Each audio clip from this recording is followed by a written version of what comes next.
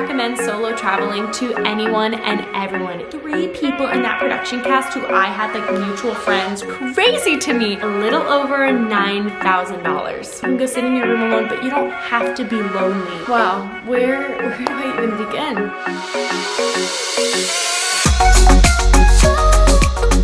Hey everybody, I'm Gracie and I just came back from a 36-day solo cruise from Africa to the Middle East and ending in the Mediterranean. Today I want to share about my experience and hopefully inspire you to do some solo travel. This video is going to cover how much it cost, where I went, how I made some friends, and the overall experience of doing a solo trip, especially on a cruise as a 23-year-old. To start off, because I know I'll get a lot of questions about this, social media is my full-time job, which is what allows me to travel so much. So no, I didn't have to request time off of work. And the financials, I was making money while I was gone on this cruise. I was on the Norwegian Cruise Line's Norwegian Jade ship. This video is not sponsored. The cruise itself was not paid for by Norwegian. I did end up working with Norwegian, but everything that I'm going to tell you is from my own personal standpoint and how I feel about the cruise and my experience as a whole. And before we get into it, don't forget to subscribe down below so you guys don't miss another video. There will be some more cruise travels coming up soon that you will not want to miss. Also, you can follow me on my other social medias to stay on track and keep up with everything that I'm doing. All the crazy stuff all the time. TikTok and Instagram are where you can find that. Now let's get into everything. So first, I'm gonna explain to you the cruises that I did. I did 2 different 18-day cruises, but they were back to back. So essentially I never got off the ship. I did have to move from one cabin to the other because I only planned on 18. And then towards the end of those 18 days, I said, it would be nice to stay for another 18. And so by the time I decided that I could, talked with Norwegian and got it all set up, somebody had already booked my exact stateroom that I was already in, so I had to get transferred to another stateroom, but 36 days on the same ship. The first cruise was an African cruise and it started in Cape Town, South Africa. We went to 4 different ports in South Africa, including Mossel Bay,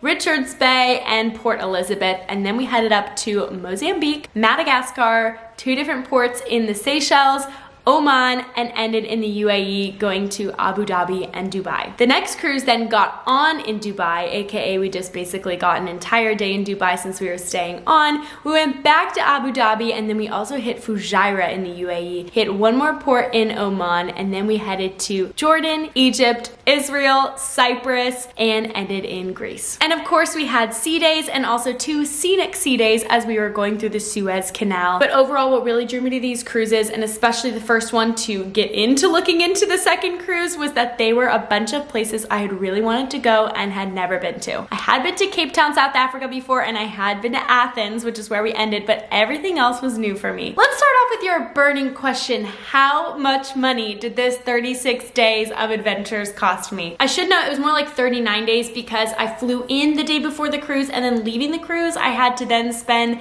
another night in Amsterdam before I flew home. So it was approximately 39 days of travel. I did a full price breakdown of the first cruise on my TikTok, which I will have linked in the description box in case you want to see everything from drinks, excursions, down to tips, everything. I'm just gonna get sort of a blanket covering of how much that I spent. I like to put myself in like a mid-range traveler. I'm not like a super frugal traveler, but I'm also not like balling and doing like a suite or anything like that. I'd find myself probably right in the middle. I also am very grateful to Norwegian because we did work together on a few things which got me perks like unlimited Wi-Fi for 2 devices, which cost like $1,300 per cruise that I was able to get for free, as well as a stateroom upgrade and some other stuff. So my price also might not accurately reflect everybody's price. One more thing I want to note before I give the final price is both of these cruises were booked 2 to 3 days out from the sail date, which means that the cruises were cheaper than they probably would be if you're booking a year in advance. And also I did not have to pay a single supplement. Obviously I was a solo traveler by myself, and most cruise lines will make you pay like 1.5 times the cost to go on the cruise since you're going solo. In this case, I didn't have to pay a single supplement at all for either cruise. I also paid less attention to how much I was spending on the second half of the 18 days, but I'm going to say it was probably pretty comparable to how much I spent on the first 18, which I totally broke down on that TikTok video. So overall, over those 36 days on the cruise, and you have to know that this includes all excursions, tips, food, drinks, you name it, entertainment, I spent a little over $9,000. Now for me, I value experiences over things. Yes, I love things. I love handbags and new clothes, but I've decided this year I really want to spend time and money doing things that I love, gaining experiences for my life, and just having a good time. So, it does sound like a lot of money, and when you take it all into account, it's not so terrible. And if you think it's terrible, click off the video now because you're probably not gonna want to hear the rest of this. Let me just say though, if I wanted to book a suite on that cruise, the price of the cruise alone was $25,000. So let's just put it out there that you definitely can spend more. You can spend a little less if you wanted to go cheaper on some of the excursions. Not buying drinks, because I did not pay for the drink package and I did not get the drink package, but I did pay for drinks here and there on the cruise, which can go anywhere from like $10 to $15 per drink. But also the drink package was close to like $800 per cruise, and I just knew I wasn't going to be drinking $1,600 worth of alcohol, and I definitely didn't, so there's that as well. Now, what was my experience like? Why did I go solo? To be honest, I found this cruise kind of on accident. I love Norwegian Cruise Lines. I love cruising, and I just happened to be perusing their website, seeing what was going on, and I saw this cruise and I saw the price because it was probably at that point like 3 or 4 weeks out from the cruise, and I was like, holy smokes, what is this? I love this itinerary. I love Africa. I loved South Africa the last time that I was there, and I was like, I just like need to be on this cruise. So I reached out to one of my friends because I knew she was in between jobs, and I said, hey, I know we kind of talked about doing some travel. What do you think about this? And she was in. She was in for probably like a week or a week and a half, and then got a job offer that she didn't think that she was getting, which is totally fine. I said, you go, girl. I reached out to a couple more friends. Everybody kind of was like, it's too soon, not as spontaneous, couldn't pull it off, totally get it. A lot of my friends who have traditional 9-to-5 jobs can't even take off that much time consecutively, so nobody really could go with me on this cruise. I then reached out to my Nana, who is a cruise fanatic, and I was like, she would love something like this, and she did. Turns out she had a 9-day cruise that had been rescheduled from September that cost her just as much money, by the way. And she was doing the same sort of thing, like in nothing fancy cabin, but she wasn't able to then cancel that cruise again or reschedule it with one of her friends. I said, no worries. The last person I went to was my mom, because I do have a younger brother still in high school, and I was like, I don't know, she's probably iffy on this, but my mom loves to travel too, and she's like, I just can't take that much time off at home. I said, okay, totally understand. Meanwhile, I'm like asking my sister, I'm like, do you think I should go? Do you think I'd be bored? Like, I'm just trying to get everybody else's opinions when I really should have just listened to my gut the whole time. Everybody told me that I was gonna be bored, that I wasn't gonna like it, that I was gonna be so lonely by myself, but I did book the flight anyway. I fly Delta a lot, so I found a Delta flight that I really liked that went to Cape Town and back out of Dubai 4 days after the cruise, so I was gonna spend a couple of days in Dubai, and I booked that. With Delta, I knew that if I had to cancel that, if I wasn't gonna end up doing the cruise, no problem, I would get that back as flight credit, and I fly Delta enough to where, to me, that money I was gonna eventually spend on Delta anyway. Meanwhile, I don't play it so safe when it comes to cruises. I never book the travel insurance. I never have. I don't know if I ever will. So I knew, okay, if I book this cruise, I'm not booking the travel insurance, which means if you cancel, you lose all of your money. So I wanted to make sure, for sure, that I was gonna be able to go on this first 18-day cruise. So by the time that everything was shaking out, I was filming some brand sponsorships, different things that I knew that I needed to get ahead on if I were to go on this cruise. I was waiting to hear back if the ideas got approved. Meanwhile, I had already filmed those videos, like an apartment refresh, different things like that I had filmed way before I went on this cruise, and literally Monday night, the day before my Tuesday afternoon flight, the ideas were approved and I got the go-ahead to go if I wanted to. I called Norwegian that night and I booked the cruise. So this cruise was booked 2.5 days out, so close that I couldn't even do the online check-in for the cruise because it was that close. So honestly, it took the courage to buy the plane tickets, even knowing I could get a refund of a credit. It took the courage to say, okay, screw it, I'm doing it, I'm buying the tickets. I literally was freaking out for the 24 hours because you get 24-hour risk-free cancellation. I was like, do I cancel? Do I do it? I did it. That essentially told me as long as I get the go ahead, I'm going on the cruise. And then when it came down to it, I said, screw it, I'm just gonna go. I had already packed for the cruise in anticipation of being told yes and of being told no, cancel my flight, and I would have to unpack my bag because I really was banking on that brand sponsorship in case they didn't approve my ideas that I had already filmed. I wasn't gonna be able to go. So long story short, when they said yes, I said, I'm doing it, I'm going. I called called, and it just was this rush of adrenaline that I was just so excited that I was doing something I wanted to do regardless of other people's opinions about it. The thing is, I have done a little bit of solo travel before. When I was 19 years old, I moved off to Belgium for 2.5 months to be an au pair in the summer between my freshman and sophomore year of college, and that was such a fun experience. But I pretty much made friends right off the bat because my host mom had a younger sister who was just a few years older than me, and she introduced me to a lot of her friends. I also had some other friends that summer who were just traveling around Europe, so I was able to meet up with people wherever I went. And of course I had my built-in friends as my host family. Other than that, I did like a slight solo travel to Romania this summer in my sister and I's 5-week summer Europe stint where we went off on our own way. She went to go visit friends in Switzerland. I decided for whatever reason I wanted to go see Dracula's castle and go to Romania, and so we split ways and did that, but nothing like 18 days on a cruise by yourself. Needless to say, it can be a little daunting, but for me, I was just so excited to finally feel like I had something going on in my life. And especially for friends and family who knew me in real life, I was just going through a weird stage where like I'm back at home after college, didn't think I'd be moving back to Palm Beach County. I had circumstances where like people that I loved were here, and so I decided to be here. But I just had for months been struggling on, I was doing everything everyone else was doing. What plans did my mom have? What plans does this person have? And I'm just gonna be doing whatever they're doing. The lighting just got so dark. So for me, this trip was just a big step to remind myself of my independence and of the things that I love doing, which were traveling and meeting new people and seeing the world. So for me, win, win, win, all in my book. So how did I make friends? Honestly, I was super nervous that everybody on this ship was going to be old or older, and that is absolutely right. The median age for both cruises, one was 64 and one was 65, so you can just imagine it's a lot of older people, retired. Because of the time of year that this cruise was, at the end of January, lasting for 18 days, starting out in Cape Town, South Africa, I knew that unless somebody was in the same sort of situation that I was, that there weren't going to be a ton of young people, but that's okay. I can make friends with whoever. Luckily, it was the first night and I was in line for some shore excursions behind these two guys. Both of them were also solo travelers, which was really cool. An older guy and a somewhat of a younger guy. We got to talking about excursions, things that we were doing, and one of the guys, his name is Alex, and he turned into one of my great friends on that first cruise, told me that he was going shark cage diving in Mossel Bay the next day. I was like, no way. That sounds so cool. I want to do that. Is that through the ship? He said, no, I found this company. And I said, can you send me the information? I would love to do it if you don't mind me joining you. He said, of course not.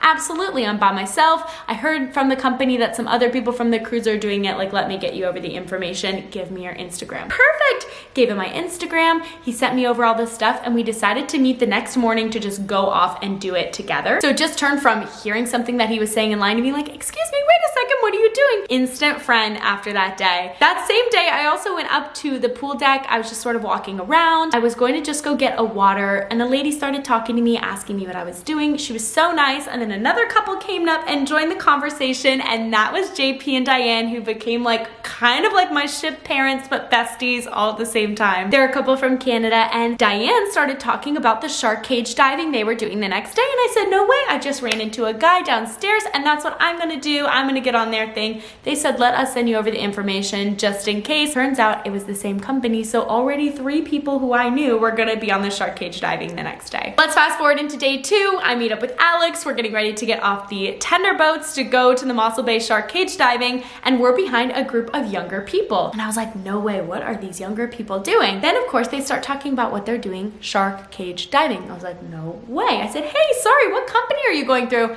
Same company, 4 young people. I was like, oh, well, I'm Gracie. Turns out they were the magician and his fiance and the acrobatic duo that were on the ship. So they were guest entertainer performers. And I was like, oh my gosh, this is so fun. I'm solo traveling. I do social media. I'm kind of working with Norwegian too. And we just got into talking with them, talked with them on the tender, hung out with them all day on the shark cage diving, and instantly made friends like that. I just knew everything with this cruise, everything with all my experiences really fell into place. I just knew it was a God thing. But that is kind of how I started to make friends. And through Chase and Kaylee, which was the magician and his fiance, Chase was like such an extrovert. So he was always inviting me to these things because we had exchanged numbers and iMessaging me. And I of course would see them around the ship all the time. I made friends with the production manager, Sarah, who they had introduced me to. Then after Chase and Kaylee had introduced me to Sarah, there was one day I saw her after after a show for the 4 stations, which are these 4 guys who do an opera pop crossover group from Spain. She said, hey,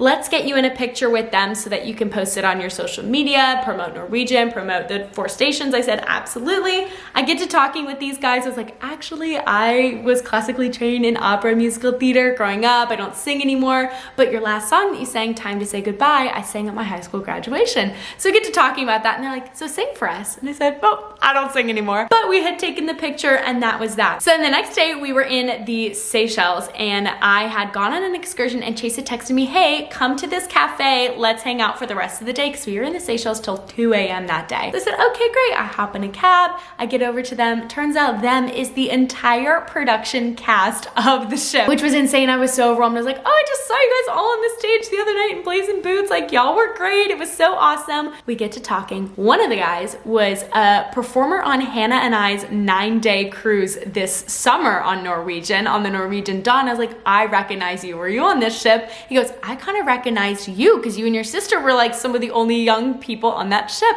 Crazy. Then I'm talking to one of the other guys about somebody I went to high school with, who I was friends with in high school, who had done a Norwegian contract. He knew her. They were on the same exact contract. And another guy who had went to the University of Tampa, and we had mutual friends. So 3 people in that production cast who I had like mutual friends or knew from someplace was crazy to me. Meanwhile, all these people are 30 and under, so all around the same age group, and I ended up hanging out with them for the rest of the day. They actually invited me out that night to a bar that like the entire crew was going to, and we stayed out till like 1 a.m. and it was so much fun. So all it takes is just talking to a couple of people that had made me this huge friend group. Then the next day we're in the Seychelles. I'm on the same tender boat as the 4 stations, but I was keeping to myself. People had been drinking the night before. I hadn't gotten really in touch with anybody else since, so I said, I'm getting off in the Seychelles and I'm gonna go to the beach regardless, because I was feeling great. I'm standing there trying to figure it out because the taxi guy is trying to charge me $40 to get over to this beach. I'm like, that's ridiculous, but it was because I was by myself. So I'm standing there trying to figure out what beach I'm going to, if I should sacrifice and go to the closer beach so it costs less, or if I should go to the most beautiful beach on the island, which was a little bit farther, when one of the guys from the 4 stations came up to me and asked me if I could look up something on my phone and where I was going. I get to talking with these guys. They're so nice. They remember me from taking a picture with them a couple nights before, and we get to talking and they invite me to go with them in a taxi because we wanted to go to the same beach. Like, great. Even if they're just a taxi ride for me, this is awesome. This is great to have some people who cut the cost down to like 15 bucks a person round trip when I was gonna pay $40 just to go by myself. So that was a blessing in and of itself, but we got to the beach and they're like, hey, just come sit with us, hang out with us. We know you're alone. And I made friends with them that whole day. And I was like, these guys are awesome. They're like my older brothers, best friends. I'm just like, it was so crazy to me how just everything on that first 18 days felt so meant to be. And because of that, and because of having these amazing friends, not only some of the passengers who were on the ship, but a lot of the crew and guest performers who were going to be staying on, I knew that if I did stay, which already I was having an amazing time, I loved the places that we were going, the people I was meeting, the cultures that I was experiencing, figured out how to get on the next 18 days, and boom, I already had built-in friends for the next 18. I understand this is not a situation like that anybody can just get into. I don't even know how I found myself in this situation, making friends with all these performers and guest entertainers, but I'm telling you, it was incredible. And like, why would you want to leave when you have all of these amazing people and amazing experiences and of course bucket list destinations on the next 18 days, which is why I worked it out with Norwegian to be able to stay. So what else about this cruise just made it amazing? The crew. I am a big cruise girl. Like I said, we're high up in status on Royal Caribbean and Norwegian. I grew up doing Royal Caribbean, very family friendly, but so far I've been really loving Norwegian because I love their itineraries, but their crew is top notch. From Mirth, who always greeted me into the Garden Cafe, to the general manager, to the food and beverage service people, Diego, who always brought me a water with lemon by the pool because I had asked for it one day and anytime he saw me would bring that drink. How freaking sweet. These people were amazing. I will mention the ship was freezing and we crossed the equator. We experienced Neptune Day, which is a whole other video I will have linked up in the corner. It was hot outside, okay, especially that first 18-day cruise, and the ship was freezing. I was sick for like 2.5 weeks of this cruise. congested, coughing. I know I mentioned it in a couple of videos. I ended up getting some of the guys from the 4 stations sick just because we were hanging out, and I was like, y'all, I'm so congested. Like, I do not want to get you sick for your performances, but it did happen. It was inevitable. They didn't blame me. I blamed myself so much, and they're like, it's literally because the ship is cold and it's hot outside. So you go to the garden cafe to go get food, and then you go outside and you're hot, and then you go back in and you're freezing, and that's how you get sick. Meanwhile, I haven't been sick in years, so I figured, you know, that's probably also what it is too. Just a couple of things to mention. In terms of shore excursions and things that I did off the ship, I felt like the first 18 days I did a lot of Norwegian shore excursions because it made it easy as a solo traveler. I didn't want to risk booking anything on my own and not making it back to the ship and nobody would realize that I was gone. I like to be with Norwegian, knowing that if I was on a Norwegian excursion, nothing would happen to me and that I'd be okay getting back on the ship and I'd be around people who were on the ship. But the second 18 days, when I really had an established group of friends, we booked a lot of things outside of the ship because it did cost us less money. We had one overnight port, which was in Egypt. We ended up doing a 3-hour away tour to Luxor, and we stayed the night in Luxor, and we were able to see some of those things that were a few hours away and come back. That we booked for 7 of us. 6 out of the 7 of us worked for Norwegian, so I knew they couldn't leave us. And things like that cost us, I think, like $500 less than what they charged on the ship. Kind of insane. Also, when we were in Israel, I really wanted to do Nazareth, the Sea of Galilee, Jerusalem, Bethlehem, and we found that there were just some tours that were less expensive to be booked through Get Your Guide and Viator than the ship. Honestly, I love both and I love doing both, and I think that if you have a group of people, you don't necessarily need to book a shore excursion, especially if you can find something comparable or very similar, not through the ship. But if you are by yourself, I'm telling you, I am so grateful that I did Norwegian shore excursions, especially for some of the places that we were going. For example, Maputo, Mozambique didn't even have many options on Get Your Guide Viator, and that is one city I felt so safe on a shore excursion with. Whereas if I did not book a shore excursion, which that is the one day I never got on one, I went down to the shore excursions the morning of and said, is there anything that you can get me on? I would like to be on a shore excursion. I'm here by myself. They squeezed me into the exact one that I wanted. It was kind of expensive, like $250, but I'm telling you, I would not have felt safe going around that city by myself. And at that point, my passenger friends had booked other shore excursions, and I wasn't really close with any of the performers at that point. So I felt very safe on shore excursions. Depends on your situation. I would totally recommend both. Look at the itinerary, look at what you want to do, and figure it out from there. I will say, if you're watching this in anticipation of going on a Caribbean cruise, those I feel like are a little different. Honestly, I have done a million Caribbean cruises in my life. Not really, but probably close to 21 Caribbean cruises from the time I was a wee child. And for most of the time, my family, we don't book shore excursions, but other times, like spring break last year, we booked a catamaran through the cruise. Those types of things where when you want to do something specific like catamaraning, zip lining, probably want to do those through the cruise, where if my family and I ever wanted to do an excursion, we'd get off, my dad would talk to somebody, set it up, and we'd be on our way to go hang out with monkeys and sloths in Honduras or different things like that. So it really depends like what destinations that you're going to. I felt like, especially with the Africa cruise, pretty unique when it comes to shore excursions. Some of the ports that we were docking in were literally industrial ports because they're not used to getting so much tourism, whereas other destinations, like if you're doing a Mediterranean, European, Caribbean cruise, those are built for tourists, or most ports are built for tourists and tourism, so you have an easier time finding excursions and things even off the ship if you don't book anything in advance. But if you are going solo, my one tip is just to go meet as many people as you can, especially in those first few days. It is the best opportunity to meet people, make new friends. Now, it's never too late to make friends, but I felt like those first days on that first 18-day stretch were crucial to the people who I ended up hanging out with the rest of the cruise. The other thing is that I've never been asked this before. Maybe it's because I've never been on a cruise solo before, but my first night going to the dining room, I was planning on sitting by myself. I just wanted to eat a good meal, and I was asked if I would like to join a sharing table. I was like, what is that? And they said that there's a couple that is inviting people, doesn't matter if you're another couple or a solo traveler,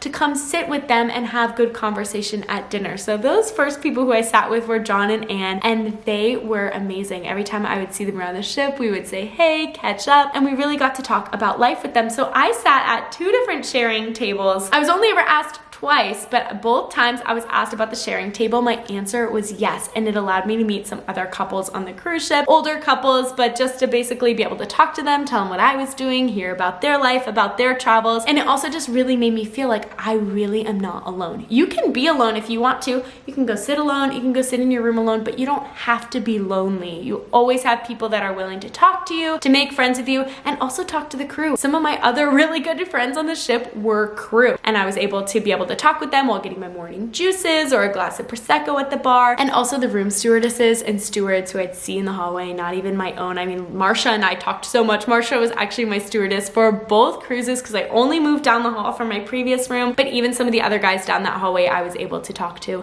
as well as the people in the Garden Cafe. Literally anybody. If you are an extrovert, it's really not hard at all. I'm very extroverted. If you're an introvert, maybe it's a little bit of a different situation, but for me, the goal was just to meet and talk to as many people as I possibly could. I didn't know a single soul on that ship, so why not make friends? Why not share my experience and also learn from other people's life experience? Okay, I feel like I have talked so much about this cruise. I don't know if there's anything else that you want to hear specifically about my experience or questions that you might have. I'm not opposed to doing like a Q&A or a part 2. I'm just trying to think of things that people have been asking over on TikTok or in my Instagram DMs, mostly about what do I do? How much did this cost? Why did you do it by yourself? Those are like my top 3 questions that I get asked. And then overall, just like, how did you make friends? How was your experience? I would recommend solo traveling to anyone and everyone. It is the best way to get out of your comfort zone and to really figure out who you are. That solo travel gave me not only so much life experience, but it really allowed me to journal, to reflect, to figure out what I really wanted in life. It made me know that I was missing a piece of my life that I forgot that I loved so much, which is traveling and meeting new people. And it made me really realize, like, what am I doing not doing more of this? There were plenty of realizations and all types of things that I was writing out in this journal while I was gone. I will show you one little page because how cute is this? All my little shore excursion stickers that I stuck in there, but it really allowed me to sit there and think, what do I want in my life? Why am I doing this? Why am I here? Why these people? Like, how is this all working out to be one of the best things that I've been able to do for myself? And that gave me time to really figure out what I want in life. I would also recommend solo travel because I think that it's so fun to get comfortable in your uncomfortableness. I also would recommend solo travel because I think it is seriously so eye-opening, and things may seem scary at first. You might not know how to do things, get around to places, but you figure it out, and then you have like a sense of accomplishment, sense of pride in what you're able to do. Like, don't doubt yourself, go do it. Even if you're scared, I promise it's so worth it. Even if it just starts with getting in the car and driving 2 hours and doing like a little vacation 2 hours away, or if it means hopping on a plane 12 hours away, knowing nobody, not knowing the culture, not knowing anything, and just figuring it out. Life is about living, and I think that we should all live our lives and not just be going through the motions, because I felt like looking back, that's what a lot of my life was. The last couple months was just going through the motions, doing the things. That's what I thought I had to do. Listen, I don't want to get into it because I know that I'm in a very privileged position with the job that I have, but I have worked my butt off for the past 4.5 years to make this my job. But I do think that it is possible for anyone who wants to travel to do it, whether that's saving up, budgeting, you name it. I think that it is so important, and I encourage everyone to do it. I understand that not everybody gets the opportunity to travel, but if you do, and if you can, and if you can save up to do it, I 100% recommend it because it has changed my life. That is all about my 36 days of solo adventures on the cruise. If you were on my cruise or anything, thank you so much, because every single person who I have met over the course of those few weeks has seriously impacted my life. So thank you so much. Thank you so much to you guys for following along, for loving the content. There is plenty more cruise content to come. Just figuring out a couple of things, but I already have one for sure booked in May. So we're gonna keep doing the travel and keep doing cruise content. Like I said, my name is Gracie. Make sure that you subscribe down below so that you don't miss another travel video. If you have more questions, if you want a part 2, anything in the comments down below, just let me know. I'll try and get back to them. I've been pretty absent in comments on videos. I don't know why. I just kind of forget that they exist, but I don't want to on this one. So comment down below and let's start a conversation, whether that's a second video or just something I can answer quick in the comments. Let me know. I love you guys so much. I hope that you have a wonderful rest of the day, and I will see you soon. Bye.